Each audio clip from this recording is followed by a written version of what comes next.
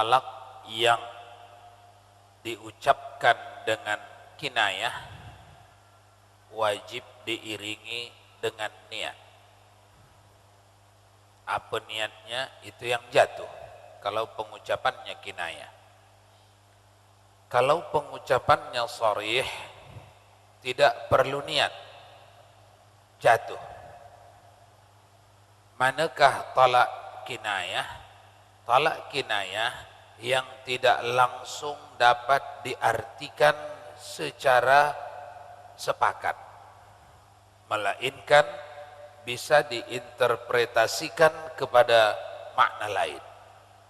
Seperti misalnya, pulanglah engkau ke rumah orang tuamu. Pulang apa ini maksudnya? Ini bisa diartikan kemana-mana. Ini namanya talak kinayah. Kalau niatnya ketika mengucapkan pulanglah engkau atau sampai di sinilah rumah tangga kita, niatnya mengucapkannya talak, maka jatuh talak. Bila niatnya bukan talak, tidak jatuh talak. Itu kinayah. Sharih tidak perlu niat. Apa itu sharih? Mengucapkan talak dengan kata-kata yang jelas, yang tidak perlu lagi diterjemahkan, ditafsirkan. Bercerailah kita, atau aku ceraikanlah engkau, atau dah berulang-ulang engkau meminta cerai, sekarang aku bagilah. Ini semuanya tidak perlu ditafsirkan ini. Jadi tidak perlu niat.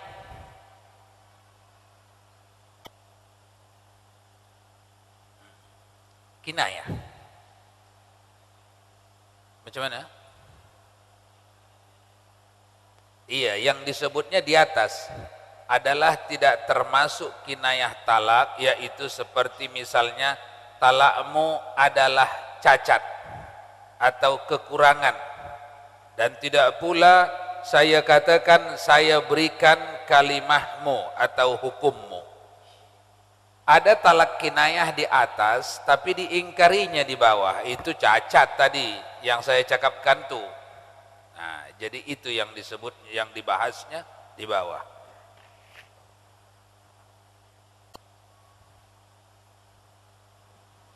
Lanjut, ada soalan lain, dipersilahkan.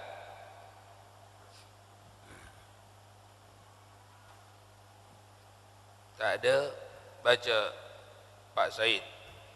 Apabila suami mengucapkan lapas-lapas yang mungkah atau Mulghah. tidak mukrah, Ya, mulghah. dan tidak terpakai tersebut dengan bermaksud perceraian, lalu ada orang lain bertanya kepadanya, apakah istrimu engkau talak? Kemudian menjawab, ya, karena mengira bahawa talak telah jatuh dengan ucapannya tadi, maka talak tetap tidak jatuh menurut fatwa guru kita. Lanjut. Al-Bukhari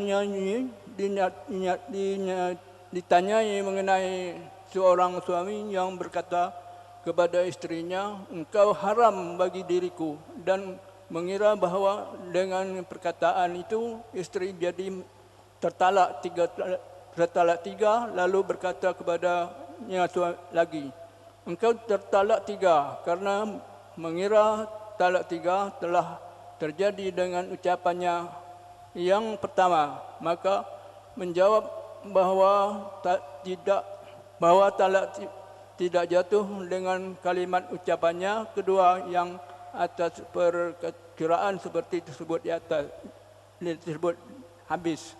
Ya. Bagi orang yang mengira besarnya perkiraan suami, diperbolehkan tidak menyaksikan adanya kejatuhan talak tiga. Ya. Apa yang dibaca Pak Sayyid tadi? Faham tak? Mirip dengan yang tadi. seorang suami mengucapkan talak yang tidak sah, tapi dia kira sah. Lalu ditanya orang, apa itu ucapanmu tadi? Oh, saya itu tadi itu mengucapkan menjatuhkan talak 3 istri saya. Padahal ketika diperiksa talak yang dijatuhkannya tadi tidak sah, maka jumlah akhirnya tidak sah. Sebab walau disebutnya talak 3 di sini tadi, hendak menerangkan apa yang diucapnya tadi. Ucapan tadi masuk dalam golongan tidak sah, umpamanya. Itu yang dimaksud. Apabila suami mengucapkan lafaz-lafaz yang mulghah. Mulghah itu lafaz-lafaz yang tidak terpakai, tidak sah. Mulghah tersebut dengan bermaksud perceraian. Lalu ada orang lain bertanya kepadanya, apakah istrimu engkau talak? Kemudian ianya menjawab, ya. Karena mengira bahwa talak telah jatuh dengan ucapan tadi, maka talak tetap tidak jatuh menurut fatwa guru kita. Contohnya supaya jangan jauh, talak yang tidak sah itu macam mana? Seorang suami misalnya mentalak istrinya dengan talak kinayah, tetapi waktu pentalakan itu tidak niat mentalak. Seperti agaknya mulai besok kalau terbit matahari pulanglah ke rumah orang tuamu, jangan datang-datang lagi sini, umpama. Lalu selepas itu datang orang bertanya, apa cakap awak tadi? Mentalak istri kah? Iya. Dia mengira jatuh, padahal tidak jatuh apabila tidak berniat mentalak saat mengucapkan kemarin. Itu maksud. Tetapi kalau berniat mentalak saat mengucapkan, jatuh.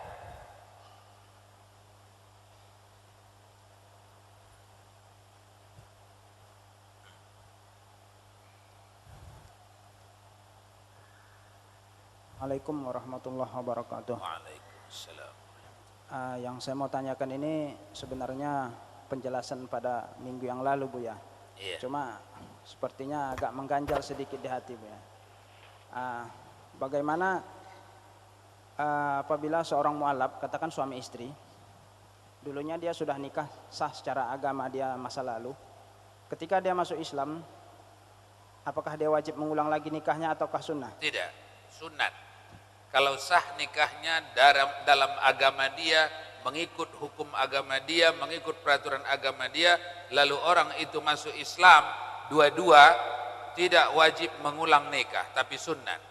Tapi kalau satu yang muslim, satu yang masuk ke dalam Islam, walaupun sah dahulu di sana, tetap wajib.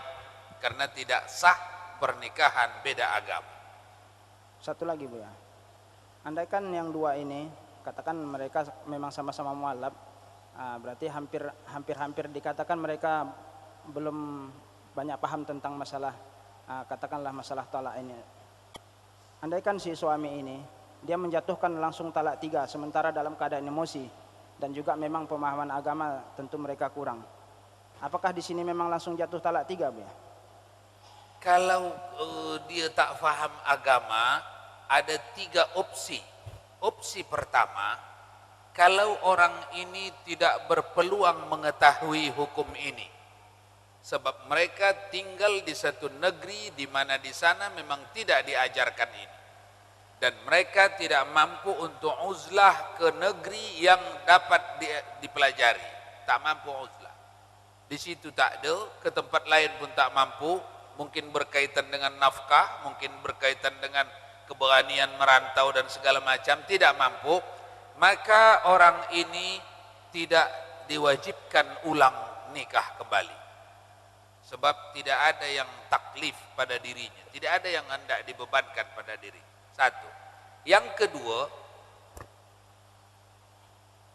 Mereka lakukan, suami lakukan talak karena tak tahu. Kenapa tak tahu? Tidak belajar. Kenapa tidak belajar? Tidak adakah di negeri dia tempat belajar? Ada. Dia pun pergi belajar. Tapi bebal. Tak faham-faham. Wajib ulang nikahnya, tapi kewajibannya tidak segera. Bila-bila ada masa lapang lah. 2. Yang ketiga, kenapa terjadi ini? Tak adakah tempat belajar di negeri dia? Ada. Tapi dia tak pergi belajar. Tak mampukah ianya datang ke tempat belajar? Mampu, tapi dia tak pergi belajar. Dengan tak belajar sehingga terjadi ini, dia tak tahu yang sudah dijatuhkannya talak. Dengan tak belajar, talak yang seperti ini wajib segera, nikah yang seperti ini wajib segera diulang. Taubatnya wajib segera mengulang. Karena tidak ada ma'fu, tidak ada kemaafan bagi orang ini.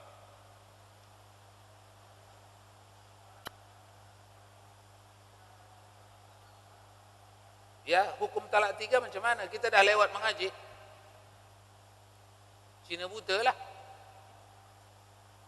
Cina buta. Sebab orang ini cerdas, mampu pergi belajar dan ada tempat belajar, hanya orang ini tak mau belajar. Dengan tak mau belajar, dia tak tahu hukum ni.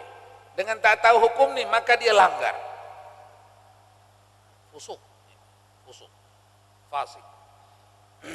Baik. Hal lain tak ada. Lanjut pembaca berikut.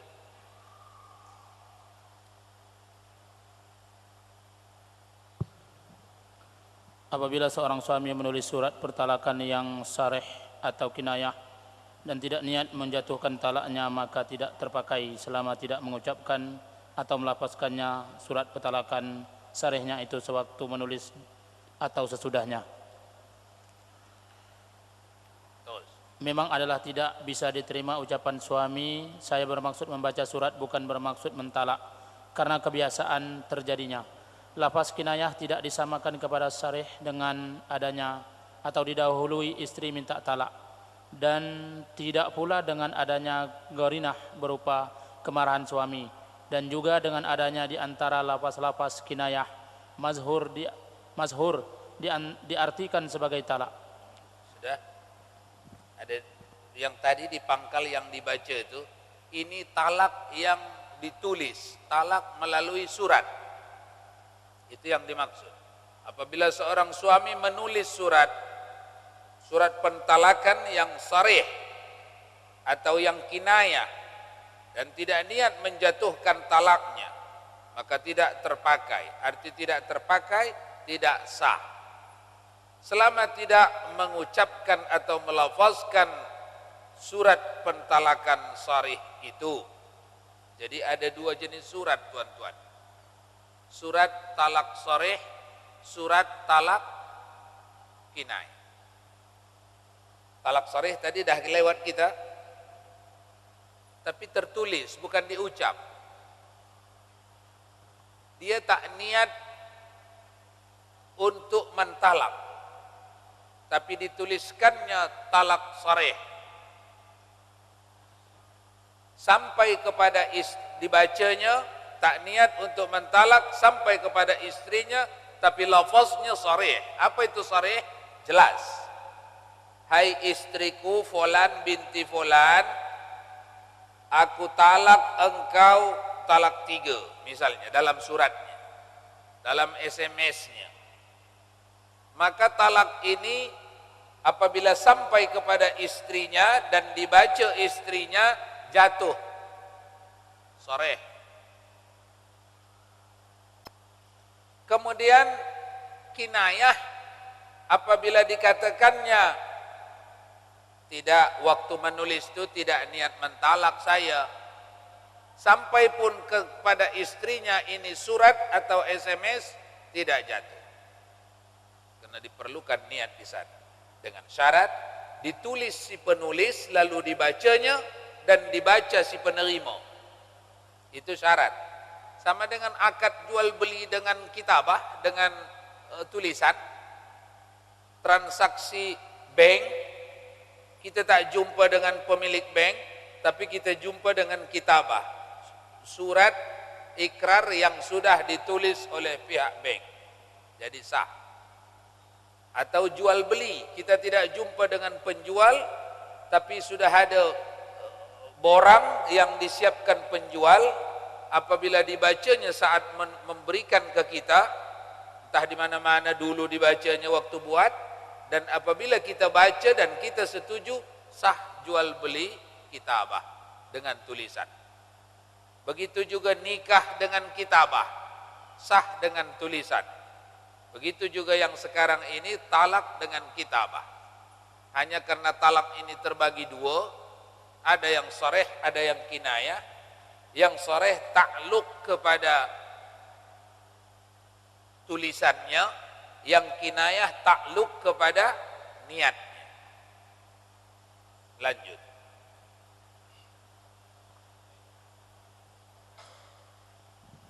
Jumpa orang saya kan baca.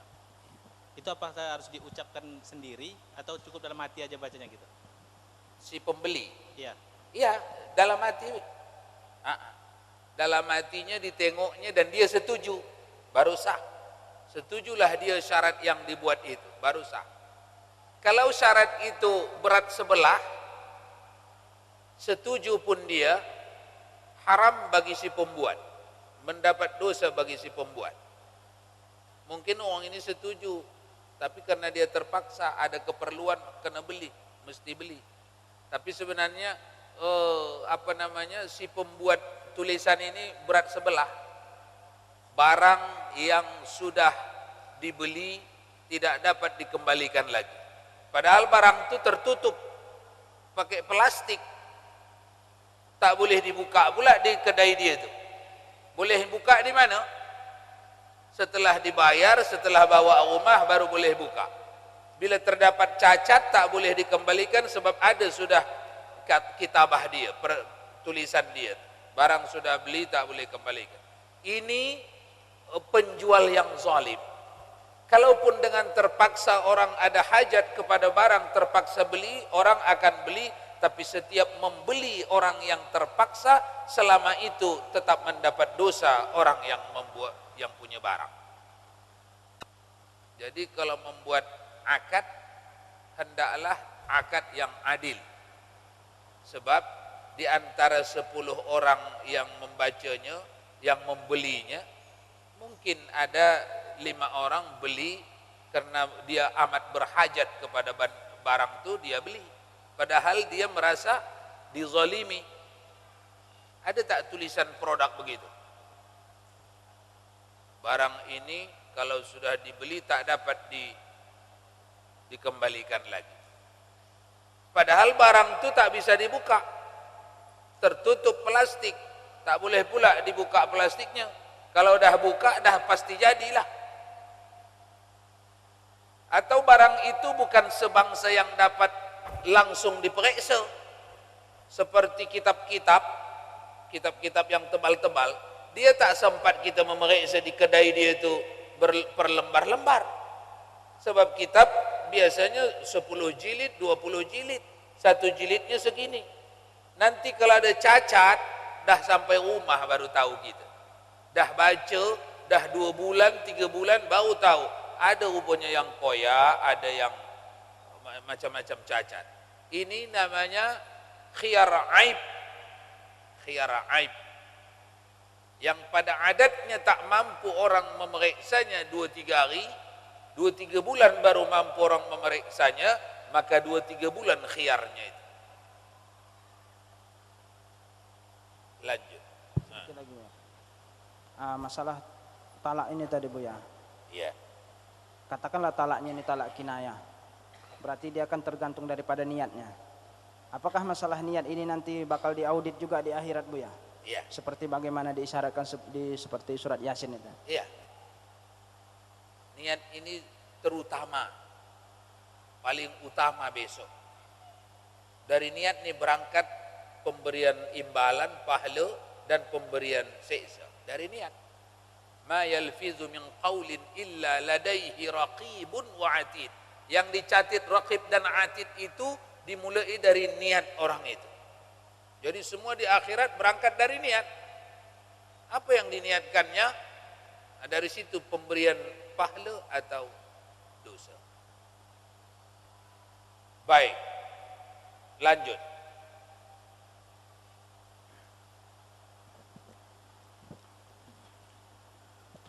Orang yang memungkiri adanya niat dalam ucapan kinayahnya bisa dibenarkan dengan bersumpah bahwa dirinya dengan mengucap kinayah itu tidak menjatuhkan talak.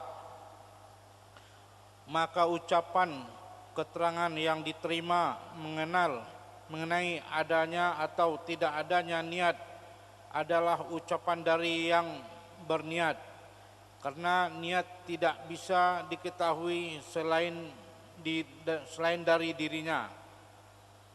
Kemudian jika tidak mungkin dilakukan penyelidikan mengenai niat karena telah mati atau musnah, maka tidak bisa dihukumi talak telah jatuh, karena dasar asalnya adalah bahwa keterpeliharaan atau ikatan nikah itu berjalan terus.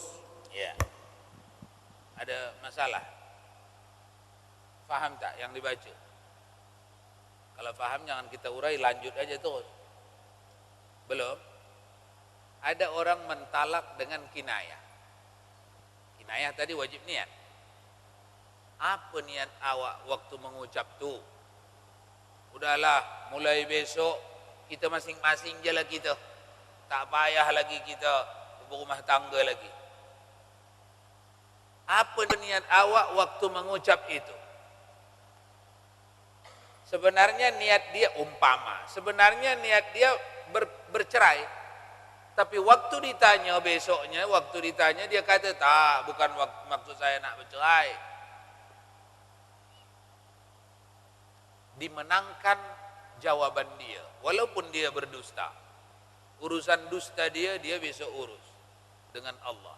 Namun dia kata dia tak berniat untuk mencerai, itulah yang dipegang. Karena niat ini tak bisa orang lain masuk ke dalam hatinya, melainkan dia sendirilah tahu. Tapi kalau orang ini percaya kepada akhirat, orang ini sangat bodoh. Dia membohongi dirinya sendiri. Semalam dia waktu mengucapkan memang bercerai maksud dia. Hari ini waktu ditanya niat, dia tidak niat mencerai. Mulai sejak itu dia mendapat dosa seperti dosa orang berzina setiap kali ianya berhubungan dengan istri. Itulah kerugian. Jadi tak perlu di situ dia berbohong semestinya. Lanjut. Beberapa cabang. Di dalam Al-Ubab, Syihabuddin berkata, barang siapa yang nama istrinya misalnya Fatimah, lalu mengucapkan Fatimah tertalak, baik sebagai ibtidak maupun jawaban atas permintaan talak oleh istrinya, dan ia maksudkan Fatimah orang lain bukan istrinya, maka tidak bisa diterima, berarti talak tetap jatuh. Barang siapa mengatakan kepada istrinya, wahai Zainab, engkau Kejap. Ini suami di dalam kitab Al-Ubab, salah satu kitab rujukan fiqh bermazhab Asy-Syafi'i, karangan Syekh Syihabuddin. Di situ dikatakan barang siapa nama istrinya misalnya Fatimah, lalu dia mengucap Fatimah si Fatimah tertalak, baik sebagai ibtidak, maksudnya dia yang memulai pembicaraan seperti itu, maupun jawaban atas permintaan talak oleh istrinya. Si istrinya ini, kalau macam ni bang, ceraikan sajalah saya, kalau macam ni bercerailah kita, kata istrinya. Maka dia jawab, iya bercerailah saya dengan si Fatimah. Nama istrinya Fatimah. Dan ia maksudkan Fatimah orang lain, bukan istrinya. Yang dimaksudnya bukan istri dia. Ada lagi Fatimah tetangga sebelah. Yang dimaksudkannya Fatimah yang itu, bukan istrinya. Maka tidak bisa diterima. berarti talak tetap jatuh. Kenapa? Karena asal perkataan ini daripada dirinya. Ibtida, dia sendiri yang memulai, bercerailah saya dengan Fatimah. Satu. Yang kedua, menjawab dari pertanyaan istrinya. Bukan menjawab dari pertanyaan tetangga, tetapi menjawab pertanyaan istrinya. Jadi jatuh. Alhamdulillah. Lanjut. Barang siapa mengatakan kepada istrinya, wahai Zainab, engkau tertalak, sedang namanya umrah, maka dengan adanya isyarah istri itu terjadi, maka dengan adanya isyarah istri itu jadi tertalak. Isyarah di sini yaitu adanya nida. Apabila berisyarah kepada wanita lain dan berkata, wahai umrah, engkau tertalak, dan nama istrinya juga umrah, maka tidak jadi tertalak. Barang siapa mengatakan istriku tertalak sambil menunjuk salah satu istrinya dan memaksudkan pentalakan yang lain, maka dengan bersumpah bisa diterima maksudnya. Sebentar. Barang siapa mengatakan kepada istrinya, wahai Zainab, engkau tertalak. Sedangkan nama istrinya bukan Zainab, si Umrah. Nama istrinya si Umrah. Lalu dipanggilnya, wahai Zainab, engkau tertalak. Atau engkau kuceraikan. Dalam bahasa kita begitu. Sedangkan nama istrinya si Umrah, bukan Zainab. Maka dengan adanya isyarat, adanya hei, wahai, itu isyarat, istri itu jadi tertalak, sah, walaupun salah nama. Karena pakai huruf nida, pakai panggilan, jadi tak salah. Bukan salah sasar, memang dipanggilnya. Walaupun nama tak tepat, tapi orangnya tepat yang dipanggil. Sah, jatuh talak, itu yang dimaksud.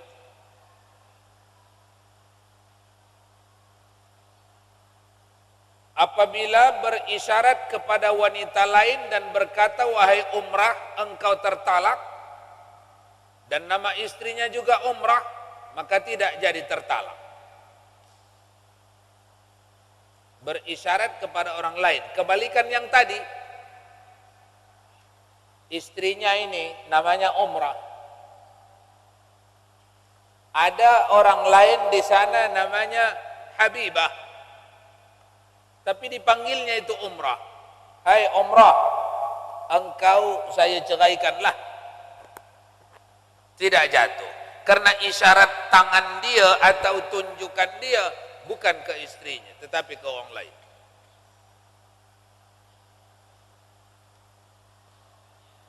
Macam mana? Kalau dengan niat jatuh. Jatuh.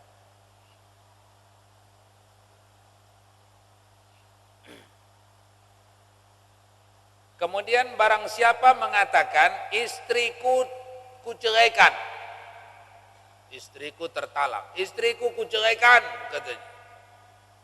Orang yang gila cerai ini kan begitu, jerit-jerit dia. Siapa saja dia jumpa, dah saya ceraikan, dah saya ceraikan. Besok baru mencari-cari jalan mau baian dia. Itu penyakit syaitan itu. Penyakit syaitan yang dihembus-hembus syaitan di dalam hatinya, supaya berulang-ulang dia mengucapkan cerai, cerai, cerai, supaya puas konon hatinya itu. Karena itu keinginan syaitan. Jadi dihembus-hembus syaitan. Barang siapa mengatakan istriku kuceraikan sambil menunjuk kepada salah satu istrinya dan memaksudkan pentalakan yang lain, maka dengan bersumpah bisa diterima. Istri orang ni ada 3 atau 4. 1, 2, 3, 4. Istriku kuceraikan. Yang satu yang ditunjuknya. Tetapi ucapannya ini, istriku, tentulah salah satu di sini ada. Ditunjuknya yang satu.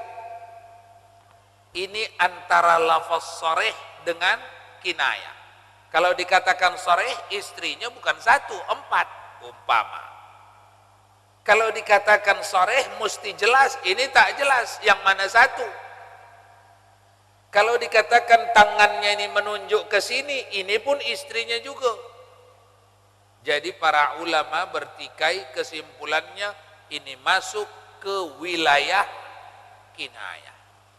Jadi harus diambil sumpah yang mana yang dia maksud. Kalau mau dia bersumpah memang yang ini, sah jatuh ke situ.